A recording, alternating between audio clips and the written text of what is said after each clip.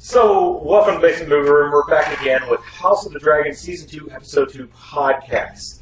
If you're listening on Spotify or Apple Podcasts, thanks for listening. If you're watching on YouTube, I appreciate that as well. Give us a subscribe and a like on this episode. Comment as well, as long as you're not going to be a jackass when you comment, because we get those occasionally. Nonetheless... Actually, just, if you're... We'll take it all. We'll take it all, that's true. We'll take it all. Alright, so we're going to go right into the episode here. So we start out kind of with the fallout from Blood and Cheese. I think last time I caught the rat catchers, I can't remember the name of it, but in the book, Blood and Cheese are the name of the two assassins. Obviously, Blood's the big guy who's the main culprit, and Cheese is the rat catcher, pretty clearly. So we're in the castle. They're kind of gathering up all the people who worked on the floor where the child was killed, which is the royal quarters, essentially. So they're gathering all those people up, marching them out of the castle, and you kind of know it's not going to go well for some of those people. They're going to accuse some of them, of course, and that's kind of the end of that. And then we also get a shot of Aegon destroying Viserys' model that he built for like the whole first season. He was building that model. It's a metaphor. It's metaphorical. Metaphorical, yes. Taser face. Look at he got a good actor. They could have cast him as Blood. He would have been a perfect Blood. Like that guy. Yeah, it would have been great. But So we kind of jump over after that scene to Aegon, and they're in the council chamber essentially, and the council is having a meeting during this fallout. You got Lannister, you got Jasper Wild, who I think we were trying to figure out who it is. Jasper Wild, he's the master of coin, perhaps? I don't actually know what his role is in there. Lannister's the master of coin, so that means Jasper Wild's something else. I can't remember all the roles on the council. But Aegon is pretty much losing his shit. Who could blame him? His son was murdered, and his head was cut off. Otto, as usual, is kind of like... He's trying to keep the cool. Yeah, he's trying to keep steady the storm. Yeah. Aegon looks a wreck. And Alicent also looks a wreck. She's in there as well, of course, because she's on the council as well as the queen, the Dowager Queen. Otto's essentially saying, we cannot take drastic action. We don't even know if this is Rhaenyra and that did this, because there's plenty of people who are going to be enemies to the crown, essentially. Yeah. Which is smart. You can't say for sure yet that it was Rhaenyra or somebody from her crew. So Otto's typically being his usual self, essentially, being kind of like the diplomat. Yeah, absolutely. That's perfect. But this scene is really good. I really like this scene. So many good scenes in this. There are so many good scenes. Lots of scenes in this episode. It jumps around. This may be some of the best acting in all of Game of Thrones. Yeah. In this episode. And the Emmy goes to. Yeah. And there's a couple scenes that you could throw in there. Yeah, even Aegon, like the young actor who played Aegon, he's wrecked. Yeah. He doesn't know what to do. He's young. He has no clue what to do, but he's angry. He wants revenge, essentially. And Otto, of course, is preaching the usual Otto thing. Like, we can do this in peaceful ways. We don't have to go to war, essentially. Right. Of course, this is going to lead to Otto's downfall at some point in this episode, because Otto's not being what Aegon wants him to be. And Aegon has the power. Aegon's the king. So, and Alicent's trying to be there for her son. Yeah. But she's also trying to cover her tracks because she feels almost responsible because she took away a certain man from his post. Yeah.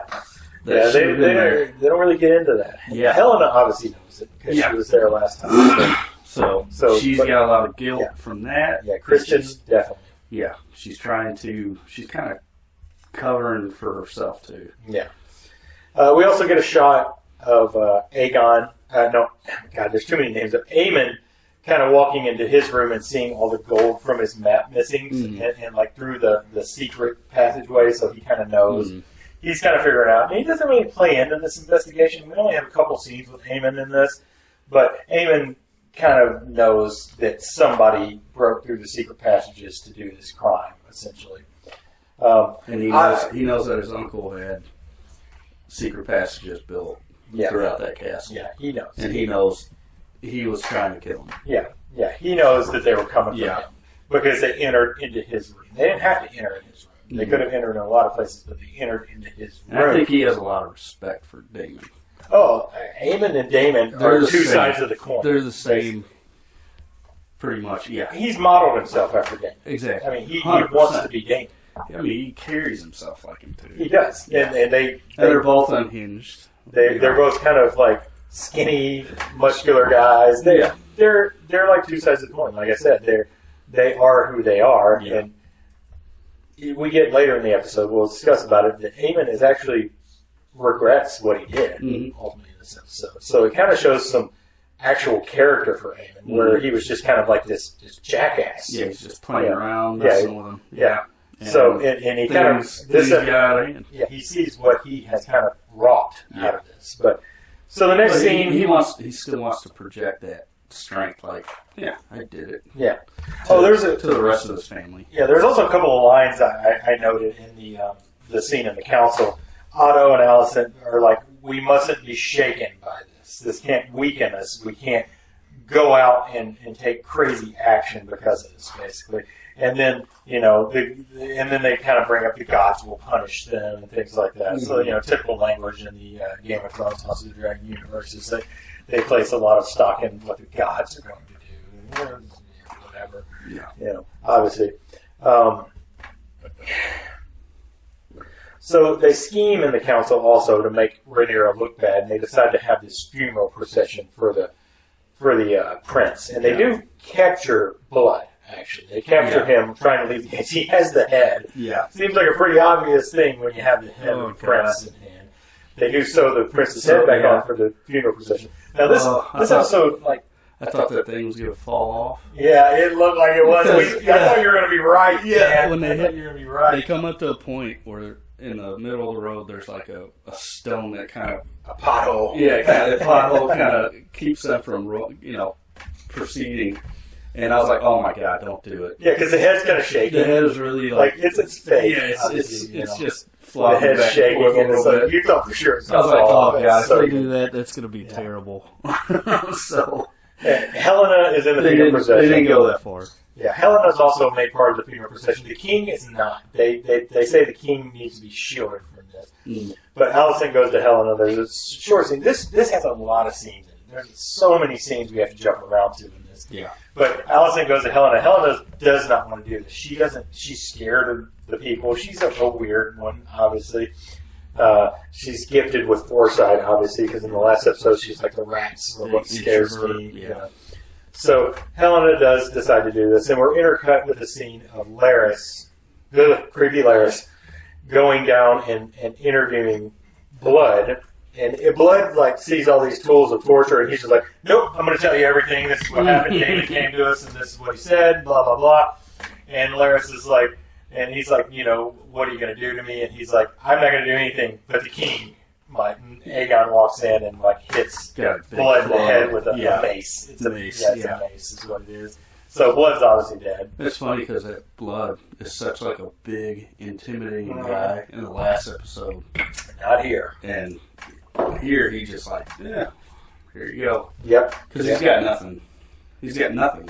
No, he doesn't have any no reason. Allegiances. He has no reason to lie either, so they obviously know he's telling the truth. It was Daemon. I mean, we all know it was anyway. So, but Blood, he's dead. The king kills him, even though probably wasn't the best move because you probably could have used him more to get more information. But I guess they got everything they needed out of him. So they do use the funeral. Here's the part on the TV right now where you thought the head was going to fall off.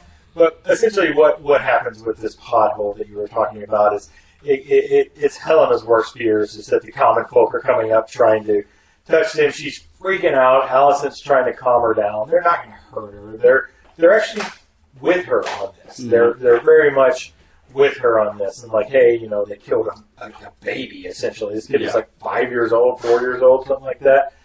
So they got him with her, and that's kind of the end of that scene. But yeah, Helena, I think that actress does a great job being kind of like very stoic, weird, yeah, just completely out there. I mean, but she's clearly scared of comic books. She never leaves the castle. Gave us 0 riddles. No riddles this episode. No riddles. Nothing we can use to see things forward. Let's see. Where am I at here? So we jump from there from the funeral procession to Council Black. So Rhaenyra in front of her council is saying, who did this? It wasn't me. I didn't do this, but they're going to blame me. And all the people are like, we didn't order it, but Daemon is obviously sitting there being very silent. Very silent. Eve Best, as Rhaenys is sitting across the table, just kind of staring him down. She knows he's It's kind of funny. Everybody around is standing, except for Daemon and Rhaenys. Yeah. I guess because Rhaenys' allegiance is still a little in question. Yeah, it's not clear, honestly. I think Daemon is, it's going to allude to it here in a little bit, but we're going to talk about it. But he's still kind of, he proclaims her as the queen, but he still has his own, agenda. Yeah. Like Rhaenys does. Yeah, Daemon can't accept anything. And they're both sitting. Yeah, Daemon can't accept anything. That's going to come forward in another scene later. But Daemon, he doesn't want to have any leader. He wants chaos. He's a rogue. Yeah, he's a rogue for Yeah. sure. You got that. You nailed it. He's a rogue. Yeah. He is in no way going to accept any leader, basically. So they have this council. Rhaenyra is being rather calm in this council, to be honest, because she knows that she's getting the blame for this. But she understands that there's nothing she can do at this point. She's going to get the blame whether she likes it or not. We get Eric, Sir Eric. I'm going to call him Sir Eric the Black. Sir Von Eric Black. Sir Eric the Black, who is Rhaenyra's head of the King's Guard, her King's Guard. She looks at Daemon, and Daemon's just kind of looking down. He's not saying anything. So right then and there, she knows exactly what happened. Daemon did this. It was Daemon, and there's no doubt. So the next scene after that scene, which I don't know if you have anything else to say about the council scene. It's pretty cut and dry. This next scene is what takes. This scene is wow. Yeah. This is an amazing scene, and it's Rhaenyra and Daemon. They're in private chambers together, so there's nobody else around, and it's amazing how Rhaenyra presents herself in front of the council versus how she presents herself with Daemon. Yeah. Because ultimately, she's scared of him. She knows he's a wild card. She may be married to him and have kids with him, but she knows he's a wild card. She is pissed at him in this scene, but she's really actually holding back a lot in this scene. She knows he did it. Obviously, she's pissed about that. And she says a great line: "You wounded me. You have wounded me." Essentially, like you've hurt my claim to the throne. You caused people to look at me in a different way. Because before, she had not really done anything that would say that she shouldn't have a claim to the throne, because she technically is the correct heir right now. The Greens are the usurpers, because she was named by Viserys himself to be the queen. Presented in front of everybody, too. Before. So in the young years. In the young years. So she essentially decides to take a shot back at him and says, you're not worried about me. You're only worried about your inheritance and what comes to you. And this is essentially where she's saying that he doesn't care about any king or queen. He only is out for himself. He doesn't even care about her. Really. And that's when he loses it. He really loses it. I mean, that comes at her. That little display of aggression out of Daemon is pretty awesome. She was scared of it. Oh, yeah. I mean, she clearly he's very intimidating. because she thought he was going to hit her. Smacks 2 cups out of the way and charges at her like a crazy maniac. Yeah. So they have a few more words, and he says he's going to go to Harrenhal to get her more troops, essentially. And the scene kind of ends, but the scene is amazing. There's no doing it justice. Just probably number one scene in House of the Dragon. Yeah, Maybe Game of Thrones for me. This is a top scene. It's top 5. The acting is top notch. Oh yeah, yeah. It's like I said. Here's your Emmy. You're just like, whoa. You're hanging on every word. Here's your that's goal. when he knows to act. Yeah. Yeah. You know? I mean, ultimately they leave on kind of silence. I think they just kind of end the conversation. There's no resolution to it, with Damon apologizing for what he did because he's never known. Couples quarrel and he goes out for a drive. Yeah. Gets on the old red worm and flies away. Yeah. Going to Harrenhal, I assume. Yeah. But yeah, this scene, I can't talk enough about this scene. And you just have to see this scene. You have to watch this scene to understand how good this scene is, because this is two actors just giving it their all. Two people acting in a room. Yeah, it's fantastic. It's Paul Rudd in the scene, nobody else there. Yeah. And it's just like, they're married. I mean, this is a husband and wife plural, but it's on stakes of world quarrel, It's like, because, and you get the kind of idea that she's basically not going to see him anymore. And from statements and interviews and things, they're not on screen anymore this season. I think this is their final scene. Well, I think Damon in the books, correct me if I'm wrong, but I'm pretty sure he's off doing his own thing for the rest of the war. War. Oh, yeah. Yeah, he is. Conspiring, he's off trying to help the cause, but on his own terms. Yeah, which you can't ever trust his terms, to be honest. There he is walking out there in the scene. So they might not have too many more scenes, period. I don't think they have any in this season for sure. Moving forward. Yeah, they may not. They may never see each other again. Yeah. So Damon storms out, leaves, hops on the red worm, flies off, essentially. He does have a little pass-by with his daughter, Bela. Bela goes in to talk to Rhaenyra. I like that name. Yeah. Bela. Yeah. Should name your kid that. It's close. That's true. It's almost identical. Yeah. So Bela comes in, and essentially Rhaenyra sends her on a spy mission. Although I'm not sure how you spy on a dragon, to be honest, because they're going to see a dragon come from miles away. Yeah. But Bela's dragon is Moon Dancer, which I love that name. That's an amazing name for a dragon, Moon Dancer. So she tells Bela to fly over and keep an eye on King's Landing. Basically, she just wants her to tell her if they have troops marching from King's Landing. She's giving me a drone. Yeah. She's gonna be way up. Just watching. Yeah. Telescope in hand. She comes back. She's all frostbite from flying too high. Yeah. So no, it's good. It's good. But yeah, and this is another scene. Rhaenyra is just giving it her all. You can tell she's kind of broken at this point a little bit. Like she knows what Damon has done, and she has no out. She cannot win this war peacefully. And she's lost control. Yeah, she has no control anymore. And here we get the red worm flying away, which is the wormiest dragon ever. If you guys listen to Bald Move Podcast, which is our podcast that's Game of Thrones, they always go when this dragon flies, which I think is hilarious. Like, it makes sense, yeah. It's perfect because the dragon's all like, it's like so floppy. Yeah, it's a floppy long boy. Yeah. It's a long boy. I don't even know if it's a boy, to be honest. Some dragons are longer than others. Mother's been telling you stories about me, eh? So the scene after this, we're with Aegon, and Helena is walking up the stairs back to the chambers. She passes by Aegon, and Aegon is just a complete asshole to her. Doesn't really even acknowledge her, walks right past her, doesn't talk to her. It's got to be a weird relationship. Yeah, I mean, it's your sister and your wife. It's your sister-wife. It's one of those relationships. So, he looks at her and just keeps walking. She wants some kind of validation from him, clearly, that, it's not her fault, because she's already blamed herself. And clearly he's not going to give that, because he's an immature child. Yeah. He just walks past. She runs up the stairs to go back to her chambers, and Aegon clearly blames her for this. I guess he figures she should have died too, because she should have tried to protect the kids. But what good was that? Yeah. To be honest. Yeah.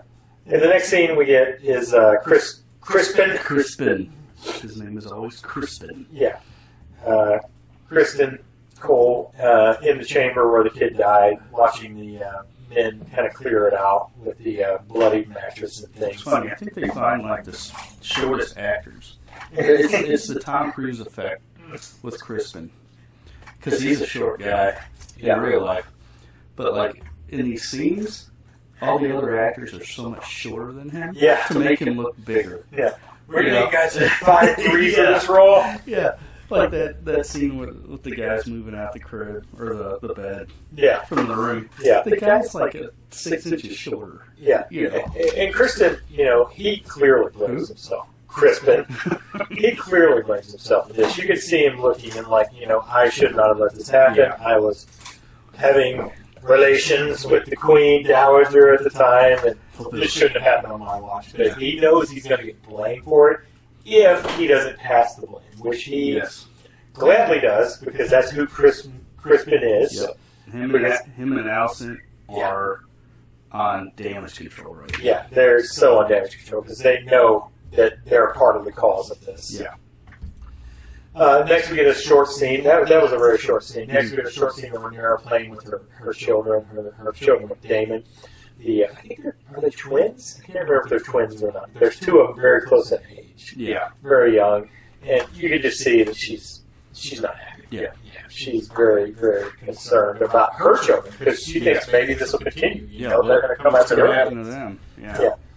And clearly, if we're going to have a war, her kids could die. If she dies, if the Greens take the throne, her kids aren't going to live. They're going to kill them all because they're threats in the future, and which tends to happen with these things.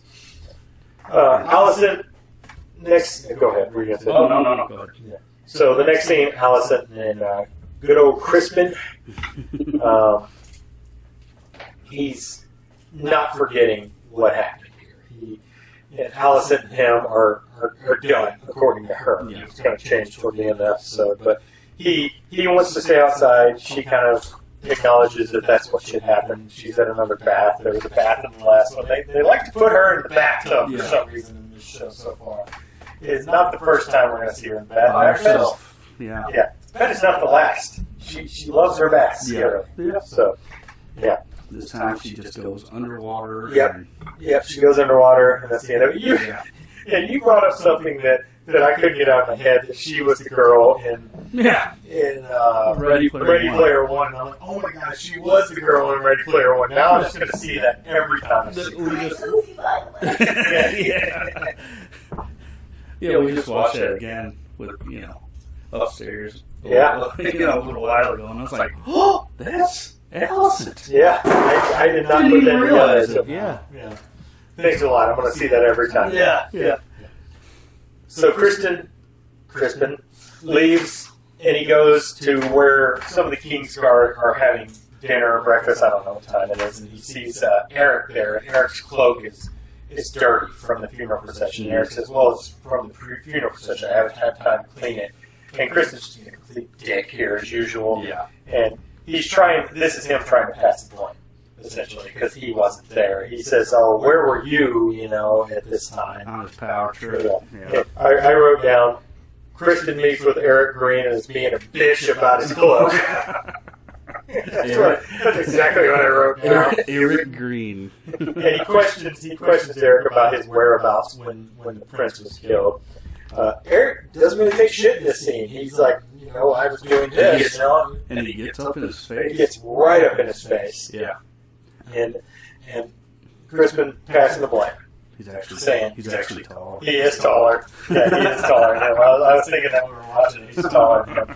And Crispin essentially tells Eric that we need to restore the Kingsguard grace by killing Rhaenyra. Yeah. And he can do it because he has a twin in Rhaenyra's, his traitorous twin in Rhaenyra's Kingsguard. It's a good idea. It's a solid plan. Yeah. It's a solid plan that's just going to go to shit. Yeah.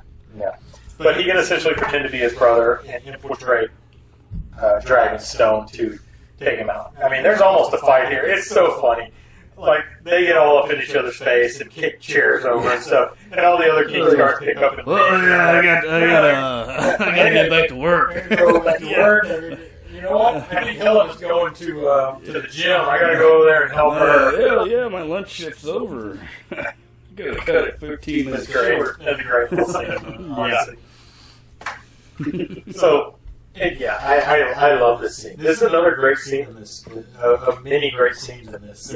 There's a lot of there's not a lot of action in this episode, but there's a lot of character interaction. Yeah, which is all fantastic. Dialogue is sharp, it's witty, it's quick, and it's perfect. And you can see in everybody's everybody's intentions. Yeah, and they're all intense as well. Like Kristen here, like Fabian Frankel is absolutely intense here. Yeah. Eric's face in this is like kind of unbelieving that you're going to do this. You really want to do this? Like, okay.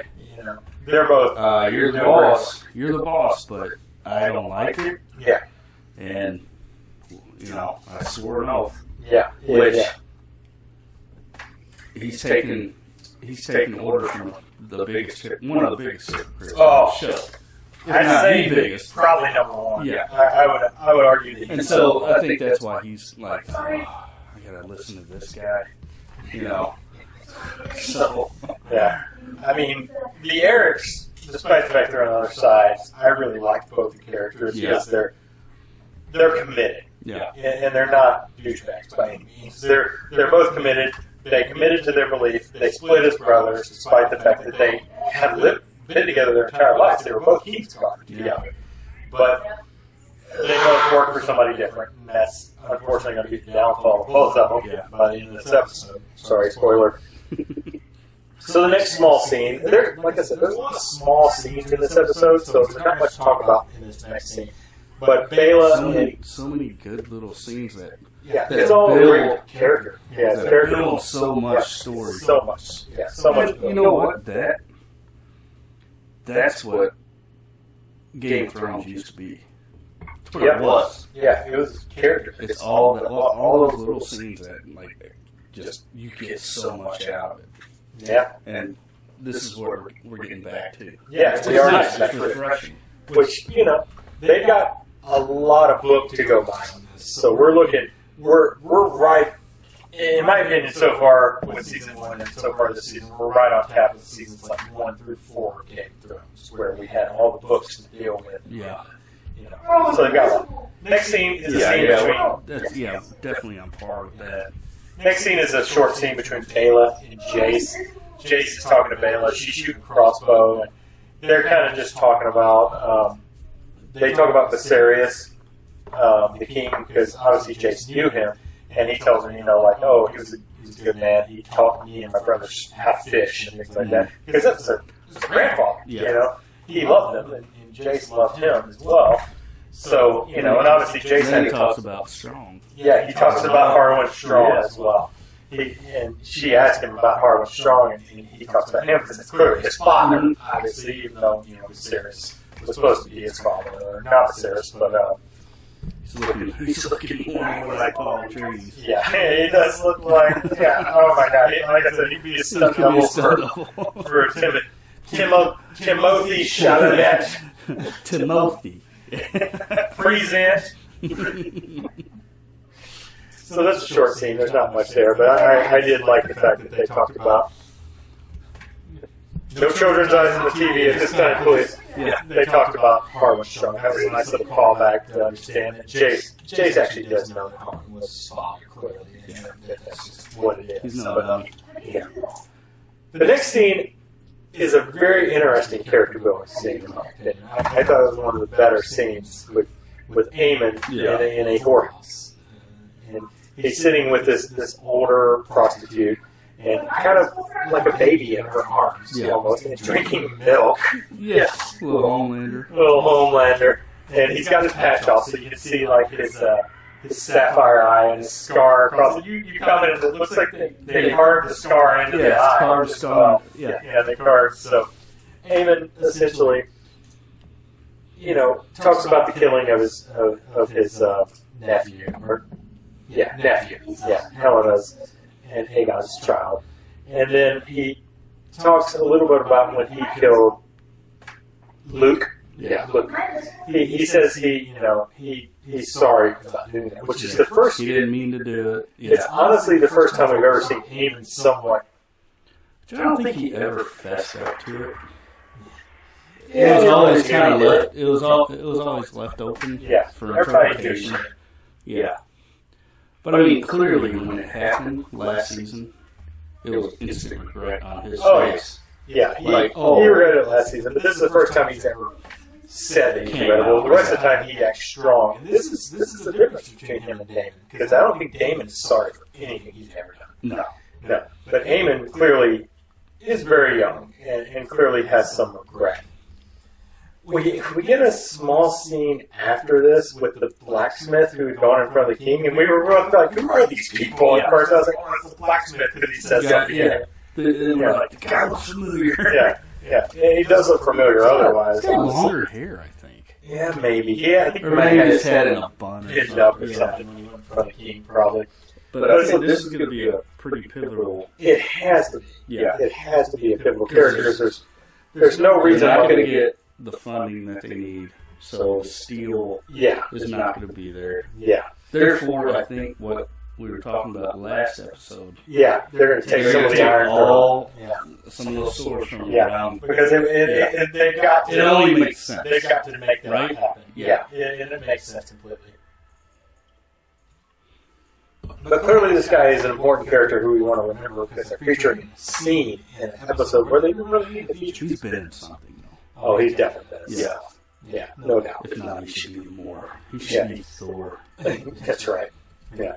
So the short scene basically is talking about how King's Landing, because they're in King's Landing, everything's gotten expensive because the rich are hoarding things for themselves and they have to pay like triple the price for anything they want. It's hard to find. Sounds like today.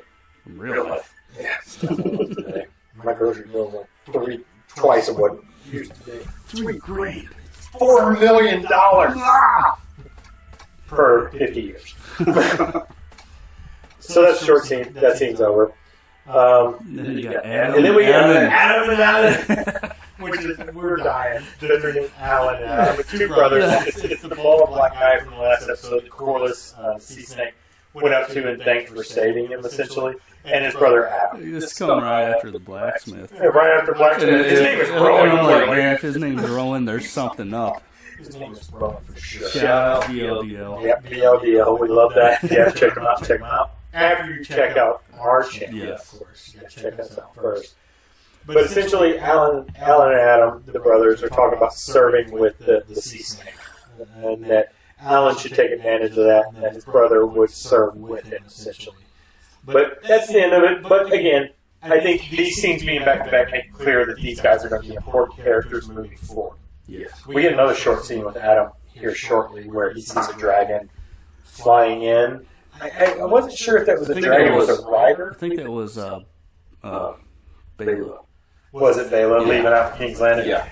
I couldn't really figure out if that was a dragon with a rider or if that was maybe one of the other dragons. Be right back. I gotta grab one of our unofficial sponsors. Unofficial sponsor.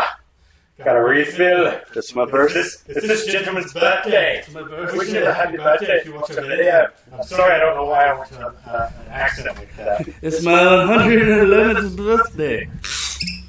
What movie? 11-1. That's Matrix. Little Lord of the Rings. That's right.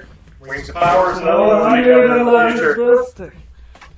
You know, we're going to get an actual Patreon set up at some point. There's a Patreon out there for us, but nobody subscribes, and I haven't looked at it in months because we don't have any subscribers on it. But at some point, we're going to get a Patreon set up. So if you guys are watching, look for our Patreon. Please, give us $1. All right. So the next scene, Corlys and Rhaenys are in bed. Shut up. You know what? I'll shut up every week if you give me $100. Rhaenys and Corlys are in bed. Corlys, the sea snake, are in bed talking about things. And they're talking about how Daemon is rushes to judgment on things, and essentially, like, he can't have a leader because that's just not who he is. He's the rogue. He's the rogue. He doesn't want to have a leader. But and then they're talking about Rhaenyra and how, you know, they backed her, obviously, but again, this kind of goes back to, like, they're not the strongest of allies, to be honest. It feels like they could jump ship at any point if things start going wrong. And maybe not, but it kind of feels that way. Well, they've always felt like they've been slighted. Oh, she definitely has. Yeah. I mean, and she was the one whenever, when Eric brought the crown to her last season, everybody bowed to her. Rhaenys was still standing. Yeah. And Rhaenys not going to at stop the it. council, she's sitting. While everybody else is standing. So she's not going to showing you kind of respect like that because she's Viserys' sister. I mean, she got passed over. She should be the actual. Yeah, she's really. If they had gone with the mastery office system, she would have been. Yeah, she would have been the queen, and there wouldn't be any problems now. So thanks a lot for that. All right, so next scene we get Rhaenyra in a library. She's pulling out books and looking at them. The book, it seemed like a history of the kingdom, maybe like the heirs and things like that. I feel like she was almost like prophetic book too, because there was like a little a green dragon rider, and there's some stuff going on. Yeah, I'm sure people will look at that and be like, "Oh, this is what this means. This is what this means. This is what this means." I'm not that close on the show, and we do it. This is an instant take, so we're doing this right after the episode. I took notes, but I'm not that good, and I'm not going to look that far into it. Sorry, I'm not that good of a podcaster. But I'm sure there's something there. Yeah. So after she's looking at the book, Mysaria is led in by somebody. She had asked for Mysaria to be brought in. The White Worm, as I called her last week, because I couldn't remember her name. I'm getting the names down now, I'm taking notes. So comes here. Mysaria essentially admits to her, "Hey, I gave Daemon names of people who could help him do this." She's no longer a belter. No, her accent is completely different now. It's got a little foreign accent, but last season she talked like a belter. It was so pronounced. It was like Jamaican and like weird. French. Jamaican. Yeah, it was like Jamaican French. Yeah, it was. French and Jamaican, that makes sense. Spanish. Yeah, it was all over the place. It is so much better now. She's talking more in a regular voice. She's American, I believe. So, I could be wrong about that, but she was in the show Devs. If you haven't checked out Devs, which you haven't checked out Devs, I keep telling you to watch it. It's a great show. Alex Garland's show. Nick Offerman's also in that. But anyway, I'm getting off the point here. Yeah. So, basically, Mysaria says she gave names for her freedom. Daemon promised her freedom if she would give names of people who could help him take down Aemon. They talk about that, talk about what Daemon said to her and setting her free. Basically, Ray says that I don't know if I can set you free because you might just go back to King's Landing and then just give them information on me. But you might be useful to me as well. So Mysaria understands that she would never be accepted to King's Landing. Because, she tells her, hey, they burned my house, they took everything, they're not going to do anything for me. She's no longer going to be the subject to powerful men anymore, which is kind of an underhanded way to say I can be with a powerful woman. However, to me, that's kind of what she's saying. But nonetheless, Rhaenyra doesn't really buy it. She puts her back in prison, essentially, at the end of the scene, much to Mysaria's problem, I guess. But that'll change later. So next scene is Adam on the beach seeing the dragon fly away. That's a short scene. I'm not going to go much into that. But he's like gathering clams and he finds a crab, and that's about it. I don't understand why the scene was there. I guess just to show Baela riding off on Moondancer. Yeah, that was about it. So we jump back to the white dragon. The white dragon that we saw there on the tapestry. Yeah, well, maybe. Yeah. So maybe spoilers. Yeah. Well, they showed it at the very beginning. So it was one of the last things that they stitched. Two dead dragons. Yeah. One was white. Yeah. Didn't recognize the other one. So we go back to King's Landing after this, and there's some people walking through an alleyway, and they come upon a bunch of people that hang. And somebody says they were employees of the king. When the kid died, essentially. We also get a shot of the old dog, the Ratcatcher's dog, and we see Old Cheese is one of the ones that they had. Yeah. Not knowing at all. The loyal dog that he kicked. Yeah, he kicked that dog, that sorry sack of shit. He kicked that dog, that poor dog. So cheese is hung. So basically, this is all the rat catchers. Essentially, they hung all the rat catchers in the castle, which I guess it works. They got one of the culprits, but they hung a bunch of innocent people as well. They don't know, though. They don't. And that's the thing, too. They never knew if they caught cheese. They don't. They'll never know. And I don't think we got that. I think there was also, like, speculation that it was Lares. Yeah. That was part of that whole scheme, too. Yeah, there was speculation. But the book is weird because it's told from 3 different perspectives. It's told from a maester's perspective, writing history. It's told from Mushroom's perspective. Mushroom, the dwarf jester in the court, which we think we may have seen in last season. Yeah.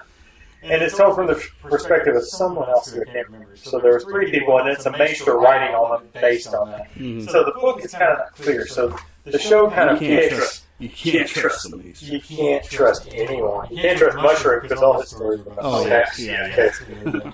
But so the Maester writing it kind of used 3 ways, but the show is obviously committing to a certain way. So we don't know. Like, this is the actual truth that George R. R. Martin is telling us. So we're assuming again. Also brought up Malor. Yep, Malor is not the show. In the show. Yeah, the youngest boy, the other heir. Which I kind of like that better. Yeah, it works better. Because it's like, okay, well, that one died.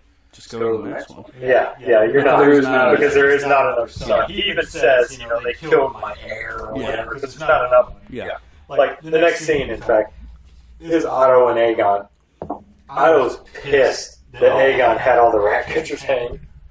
Because he's like, the scene from Otto is great. Otto's great in the scene, but I wrote down, like, Otto said everything but you're stupid as fuck. Yeah. It's like he's calling an idiot. Yeah. Because we gathered all this goodwill when your son died through this funeral procession. And then the small folk see you hang everyone that was even close to it, basically. We did everything for you that you needed, and you just took a dump on it. Yeah. You ruined all the sympathy. Yeah. You ruined it, and, and Aegon says a nice line. I wrote it down because I was like, I wish to spill blood, not ink. And that's the difference between us two. Aegon wants to go to war. Otto is trying to avoid. Otto wants to write letters. He wants to try to diplomat his way out of it. But it's not going to happen. Otto's kind of an idiot there in himself, but I understand where it's coming from. Otto made the mistake of telling Aegon that he is a weak king. Yeah. He definitely did. In the first council meeting. Yeah. Aegon didn't take that.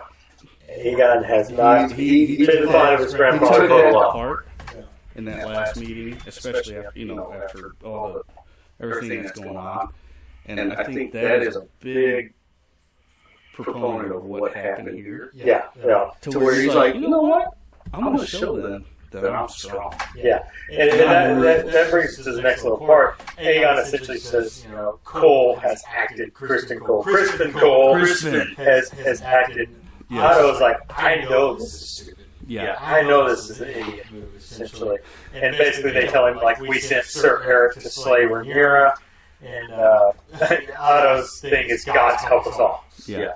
Because he knows this is not going to go well. He knows it's probably not going to be. And he says he's trifling. He's like, Otto's probably like, okay, I get the reasoning behind it, but I know that it wasn't playing out to every detail like I could have done. Otto If you consulted me. Otto's just a lot. He's the smartest guy in the room, but unfortunately nobody knows. Yeah. And Otto brings up Viserys, and Aegon's like, well, my father's dead. I want revenge, essentially, is what Aegon is saying. And the hands should always be the king. Yeah, they should. They're always the smarter guy. Yeah, I love the line Otto uses after he said Viserys. It's like, and we're poorer for it. Yeah. Viserys was a good king in Otto's eyes, at least. And he brings up a lot about Viserys and how basically he was such a good king. Yeah. And then Aegon says, well, Viserys but he still had, like, he still had his, run-ins with the Sears. Oh yeah, and always. Yeah, but that's what a it hand still is. worked out, and it was a peaceful time. Yeah, it was very peaceful. Yeah. And And so now he's lost control. yeah, and Aegon says, "Oh, Viserys, made me king before he died." It's like, "Oh, so you actually believe Is that what you think? Is that what you think? Yeah. And he laughs at him. He actually laughed at He him. laughed at him. And so essentially at that point, Aegon fires Otto as the hand and hands the hand over to the worst candidate, to be honest, Crispin Cole. Crispin. So Kristen's going to be handed the king. Kristen actually can't actually believe that it's happened. He's like, you sure? I think he's going to be a little overwhelmed. Yeah, and Otto's final line is, "You will regret this," which I love. Mm-hmm. Yeah, it's a great final line. Instead of handing it to him, he just throws it. He throws it to his feet, which is typical hand getting fired behavior. Let's be honest, it's what he deserved, essentially. All right, so moving on to the next scene after that great scene, because that was great, more great, Rhys Ifans stuff The there. second best scene. Yeah, definitely the second best scene. It was great. Even Aegon's actor is fantastic. Oh, yeah. And That dude- that Kristen dude in the is- background's That good. dude's been great. He's good. Yeah, he's Oh, really good. what's that? I don't know his name. No. I usually do. I don't know his name. Next scene is a short scene where Mysaria is being freed by Rhaenyra. She said, "I'm going to put you on a Valyrian ship. You'll be able to go, to Essos and live your life at this point." And that kind of leads on to the next scene when Mysaria is walking down the ship and she sees Bad Eric, Bad Eric, walking back up, and she's like, "Well, that can't be right, because I was just with him." He was in, he can't be coming up. here coming back. And she knows and this she, too. she knows there's something going on. She stops the guy taking her. But that doesn't really come into play, is crazy to me. It doesn't really come into play. Like, she didn't stop it. Yeah, They look don't at do you it. like, man, if they only had cell phones. Yeah, if they only had cell phones. He could have texted. She could have texted. Yo, Ray. Yo, Ray. Yo, Ray. No No cap. I just saw Eric's twin walking up there. But where the Erics? So Bad Eric gains entry to the castle. There's a part where he hides behind the post where Good Eric, we're going to call him Good Eric, walks by him. So he knows he's not with the Queen. The Queen's like going to rest. He goes up to the guard, the King's guard that's guarding Rhaenyra, and says, "Hey, it's been a busy day. I can't really rest. I'll take over from here and keep the other King's guard away." Locks the door so she can't get out from the other door. Locks the other door. Locks the other door so she can't get out, and he goes after her. And he goes in, and essentially, I love how when he goes in, yeah, there's no like dialogue or anything. He's He just does, like, he goes after her I'm right coming there. after you. Well, I guess I'm getting this done. I guess the payback does come from a serious scene, and that Eric, Good Eric, does realize and runs to the chamber. And I guess that's kind of where maybe they she got back up there in time. Yeah, she must have, because Good Eric had no reason to come back there. But Eric, when Bad Eric passed, Black Eric and Green Eric, when Good Eric passed that column, he kind of like turned and was like, "There's something up here." He smells them. I smell myself. Yeah, I know those farts. that's right. There's something. Yeah. So Who knows? Eric does come in. Apparently, Mysaria got back in the morning. He comes in, and we get the fight, the brother fight, which is a big thing in the books that the brothers fought. Mhm. They were on different sides. And this is like, it's a heartbreaking fight because they don't want to fight each other. Yeah, and they're like, Yeah. their loyalties are just coming out. And They got no honor. both of them are just so They're honorable. Yeah, they're honorable. And you don't want to see one or the other die. Yeah, you gotta get both of them. Yeah. So, Good Eric, although it's very confusing, we don't know who wins this fight, to be honest, because it's not clear who wins this fight. But Good Eric does end up being the one that wins, I think, at least. I don't know for sure if that's the case. Because he got cut on his left leg. Yeah, and we don't actually see that at the end. Yeah. Because one Eric gets stabbed through by the other. And, dies. And even the other Kingsguard who ran in there and the guards that ran in there aren't sure if it was the Good Eric, their Eric, that survived that fight. They don't know. And Rhaenyra wasn't paying enough attention. Yeah. Either. So we find that it is good, Eric, because he said, I'm sorry, or was it? We don't Could it have been? We don't know. It was done so well to where, I mean, Bad Eric. Better feeling like his brother could have been regretting. Being like, oh my God, my brother. If my brother was that over, I should have been. I thought it was bad Eric doing the fuck. It could have been. I thought it was, but I don't know. But anyway, the Eric that won the fight Because he apologized. Yeah, he apologized. I'm sorry, my queen. Yeah. It could have been better. And maybe somebody's going to tell me it was. Yeah. But he essentially commits seppuku Mm. right there. Yeah. I was like, that guy's Japanese. Sure. Because we watch Shogun, obviously. Yeah. So he commits seppuku, kills himself. Both Erics are dead. We get a short little snippet in the next week's episode of them burying Erics together. They came in this world together. They go out. They're going out together. All right, so that's a great scene. Nice little action scene. The only action scene in this whole episode. To be honest, it's the only one. Everything else is dialogue. To go back to that, and I brought that up earlier.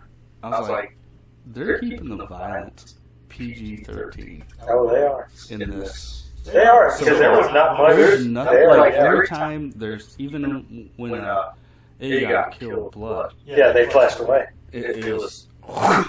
You get off off of the the- just got a little bit and then it moved on. Moved on, but it wasn't anything. Yeah, the the head being sewed back on wasn't Yeah, anything. it wasn't bad. The fight between heirs Yeah. was not that bloody. Not at all. Yeah, I mean they're keeping the violence very low. They are. Right They are keeping now. it low right now. It's going to get worse. Yeah, Assuming so. so Yeah, I don't know. we'll see. But yeah, great scene. The only action scene in the whole episode. And, like, I really liked both Erics, to be honest. So I hate they're gone already, But Is that going to bring back McTavish? yeah, you might be right. We might get Graham McTavish back. In the middle, it was like, man, where's McTavish? Yeah, He quit. Yeah, we're going to get him back. That's a good question. He's not going green. This is kind of like, when we had, the Vamp. What was his name? The Kingsguard, the guy who quit on Joffrey in the first one. Barristan Selmy. That's it. Yeah, when he came back, that was awesome. We might get some McTavish. He might be the new Selmy. Yeah, he might be. Yeah. So that's the end of that scene. Great scene. Another great one. And it leaves it up for interpretation, which is It does. Which Eric died? Because I don't know. Yeah. I honestly don't know. People are saying, "Oh, you're another tragic Von Erich story. Sorry. Watch the Iron Claw. It's on Maxwell Rock. Awesome movie. It's great. Yeah. So next scene, we get Otto and Allison. They're speaking about Aegon and his. Check out our review, dude. Yeah, check out our review. Did we review I don't know if we did, actually. We watched it. Maybe we should. So Otto and Allison are talking about his firing, essentially, that Otto's going to leave for Old Town. And the great line again from Otto is the younger peacocks. Yeah. I thought that was great. Flashing their tail. Flashing the tail. Yeah, and screaming and cawing and whatnot, or something like that, he said. I thought that was a great line. And Otto wants to bring peace, basically. Otto continues his idea. You eat, not blood. That's Otto. I think he's seeing the genius of Viserys now. Yeah. Of keeping the peace. Now, the big thing we get out of this scene is at the end of the scene, Otto said we must hold fast in our ways, basically for peace. And then Allison starts to say, like, I sent, and he says, stop. I don't want to know. It's over. Yeah. Essentially, I think that's Allison saying she gave Cole the idea to send Aaron to do the deed we just saw that failed, essentially. And I wouldn't put it past her. That's probably what she did. Because Cole's like her little butt boy, Yeah, and they're damage control right now. Yeah, Big time. Yeah, they are. So they're found out. That's going to be a big problem. Oh, yeah. So, yeah. So Allison is kind of showing that she's still living on two sides of the coin, man. She really is. She wants peace, but then she does more crap like that. She's so damaged. She can't be beaten down. She can't. And it's make of her mind. It's her grandkid. Otto's fault that she's so damaged. Yeah. Oh, Otto's real hard problem. Otto is. I mean, he's like the most logical person right now, but he's also part of the problem. I think he's beginning to regret what he did. Oh, His kids. That's why he's reminiscing with. Yeah. Oh man, Viserys was Pretty awesome. Yeah. He's definitely. I mean, he loved Viserys. He was Viserys' best friend for years and years at his hands. So. But yeah, this is another great scene with Otto. Yeah. That guy gets an Emmy just out of these first 2 episodes.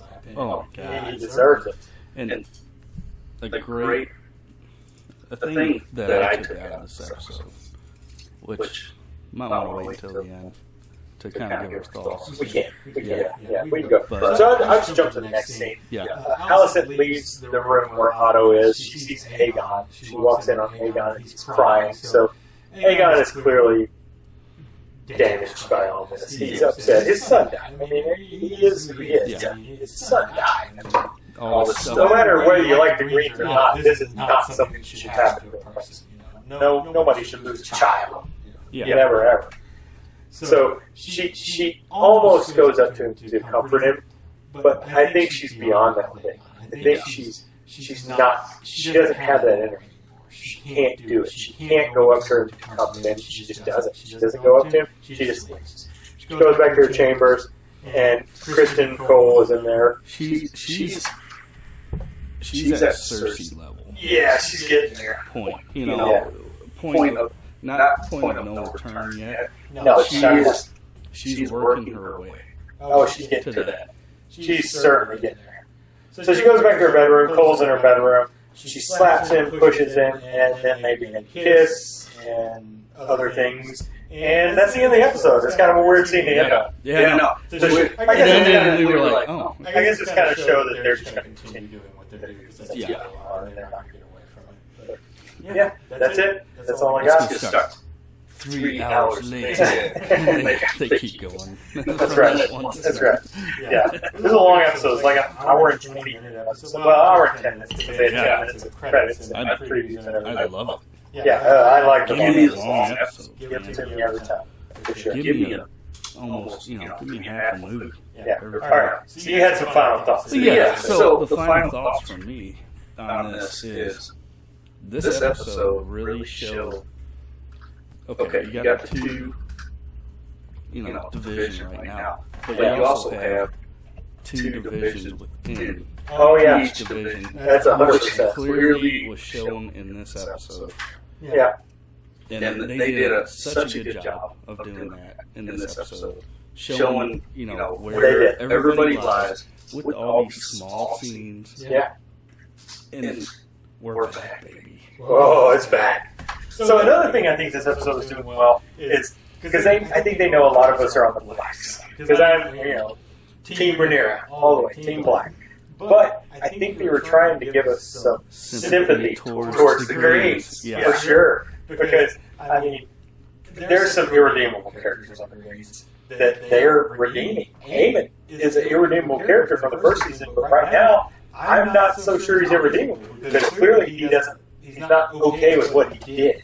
The irredeemable characters right now on the Greens are Alicent and Kristen. Right now, they're the two. They're not going to change. They're the two that are keeping the Greens from getting that sympathy. Like, you got sympathy for everybody else. You got sympathy for Otto because of what he's having to deal with.